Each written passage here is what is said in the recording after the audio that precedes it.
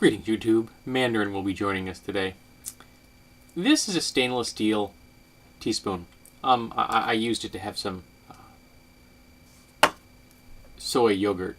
Dairy-free and quite delicious. Interestingly, it uses the same bacteria as dairy yogurt does. It's unremarkable. It does its job. It's never rusted, hence the stainless steel. I've had it for years.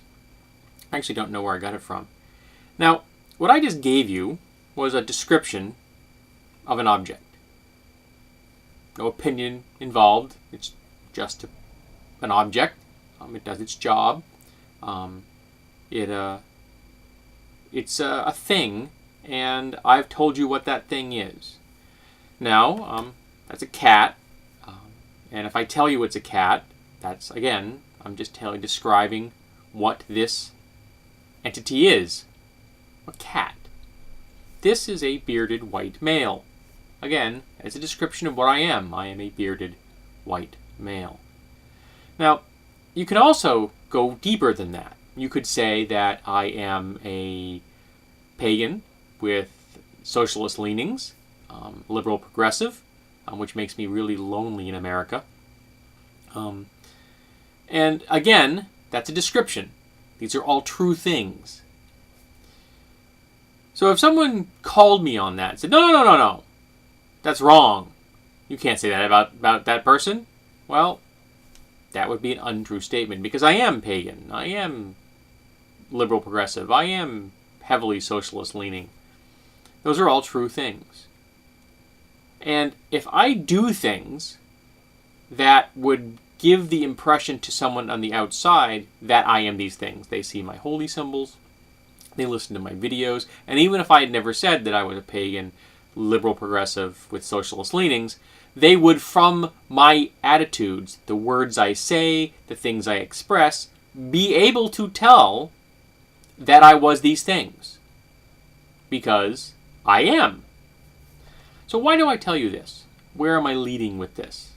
Well, where I'm leading with this, as you probably can tell from the title of this video, is that if someone says things and someone acts in a certain way that would lead you to believe that they are in fact a bigot, it is not an act of discrimination nor bigotry to point that out any more than it would be an act of bigotry or a discrimination to point out that I am a pagan, liberal progressive with socialist leanings.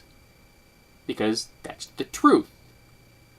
And if someone acts and behaves in a manner that makes it clear to all that they are in fact a bigot, regardless of what justification they use for their bigotry, it does not change the fact that they are, in fact, a bigot. And it is our job, the non-bigots of the world, to make sure that they're aware that we know this, that we are not ignoring it, that we are not letting them slide under the radar, that we are going to call them on it and point it out. Now, hopefully, they might step back, reassess their worldview, and realize maybe what I am saying and how I am behaving is not acceptable to the world at large because I am discriminating against my fellow man, because they're homophobic, or they're racist, or they're a theistic bigot, or they're an atheist bigot. You could be all of these things. Now, that's not likely to happen. Very few people who have been called on being a bigot are ever going to reassess their position and change their mind. It does happen. I have, in fact, been told by one of my subscribers that I actually helped him change his position on same-sex marriage. That he supports marital equality, even though he is still of the opinion that being gay is not okay. Baby steps. So sometimes it works. Sometimes when you tell someone what you're doing and how you're acting is wrong, it has a positive effect. But when we tell them this, when we point out that what they're saying and what they're doing is wrong, unacceptable, intolerant, discriminatory, that does not make us, the observers of the situation at hand, bigots.